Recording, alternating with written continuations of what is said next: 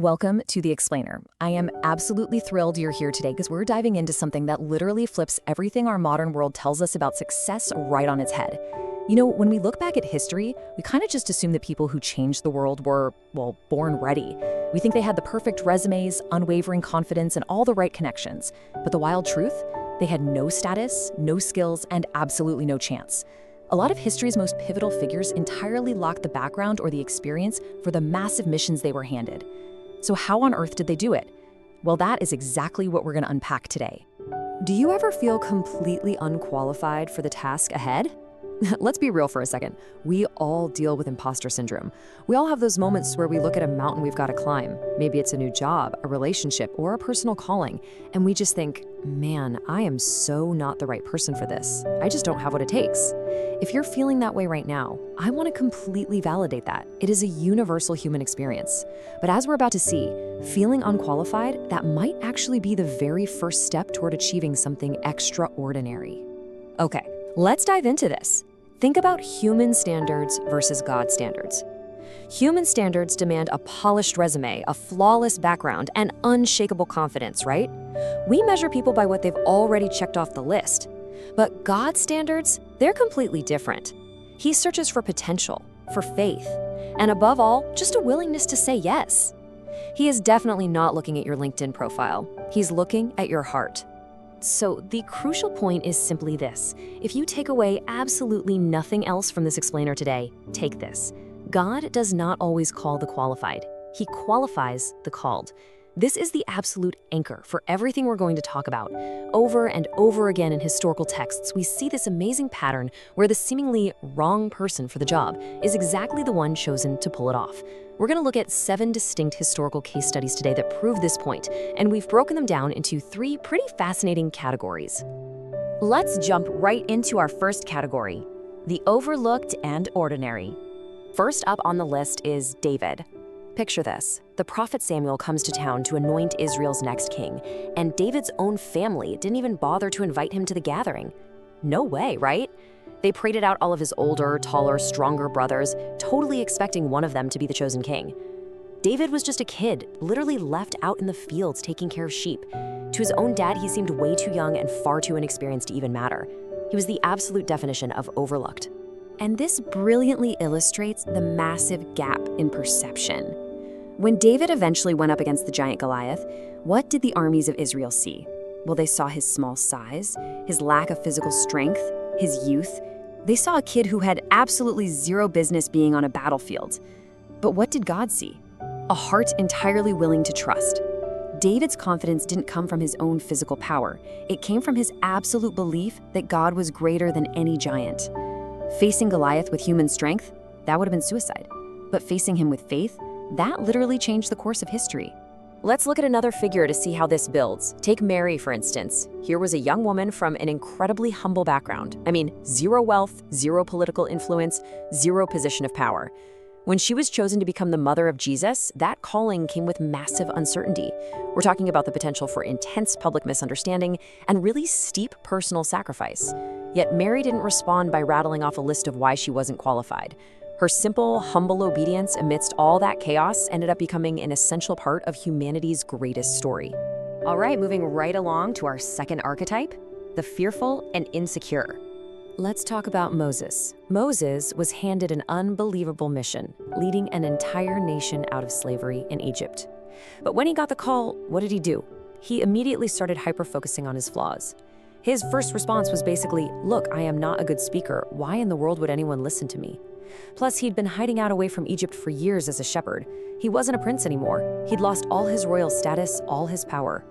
From the outside looking in, and definitely inside his own head, he seemed like the absolute worst possible candidate for the job.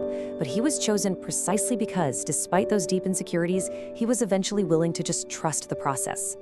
And then there's Gideon. The dramatic irony here is just wild. Mighty warrior. That is literally what God called Gideon. But do you know what Gideon was doing when he got that title? He was physically hiding inside a wine press because his nation was under attack. He was terrified. He saw himself as weak, insignificant, the runt of the smallest family in his tribe. He was so unsure, he even asked for multiple signs just to prove he was actually the right guy for the job. Gideon was completely paralyzed by fear, yet God looked right past that hiding, terrified man and spoke directly to the mighty warrior inside him.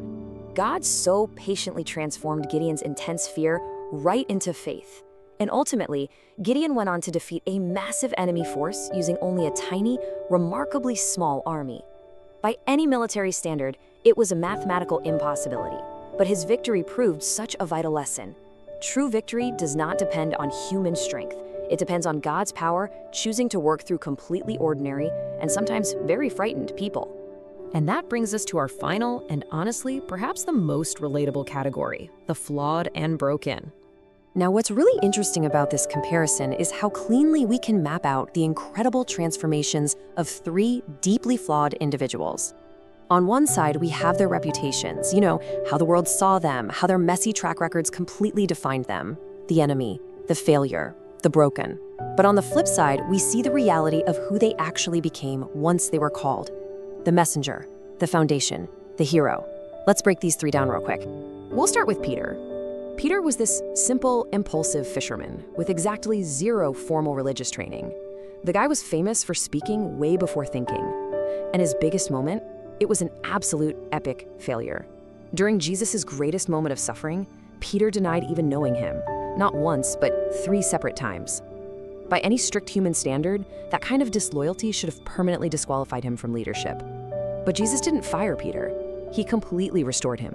He gave him a brand new purpose, and Peter went on to preach boldly and literally became the foundational builder of the early church. Next up is Rahab. Rahab lived in Jericho, and she had a past that her society aggressively used to judge her. She was the absolute last person respectable society would have ever picked to be a hero. Yet, when the moment actually came, she chose faith over fear. She boldly protected the spies sent by Israel, and because she was willing to risk everything, this woman with a really broken reputation wasn't just saved, she was actively placed directly into the historical lineage of Jesus. Her past absolutely did not dictate her future. And then, of course, there is Paul, formerly known as Saul.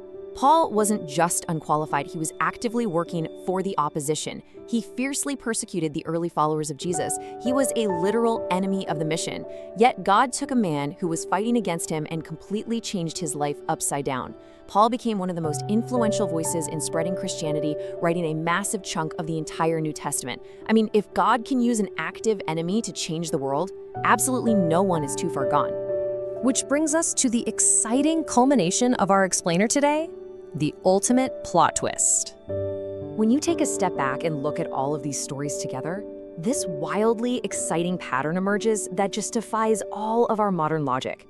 Let's rapid fire through this list because seeing it all together is so powerful. Moses felt inadequate. David was entirely overlooked. Gideon was literally hiding in fear. Peter failed miserably when it counted most. Rahab carried the weight of a difficult past. Paul was a dangerous enemy, and Mary was just ordinary. Not a single one of these world changers was traditionally qualified for what they were called to do. Every single one of them had a massive strike against them on paper. And here is exactly why that matters for you right now. The very things you believe disqualify you are the exact things God uses to reveal his power.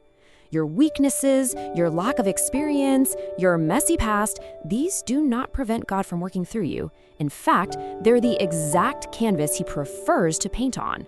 Because when an unqualified person achieves the impossible, it becomes incredibly clear that it wasn't just human strength at work.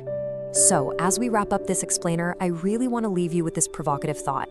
What weakness of yours, that thing you are so embarrassed by, that deep insecurity that holds you back, what if that weakness is actually the exact thing preparing you for your greatest purpose? Let that linger in your mind today. Please don't count yourself out just because you don't fit the world's resume. If you enjoyed unpacking this and you want more powerful faith stories and clear biblical lessons just like this one, make sure to hit that subscribe button. We've got so much more to explore together. Thanks so much for learning with me today.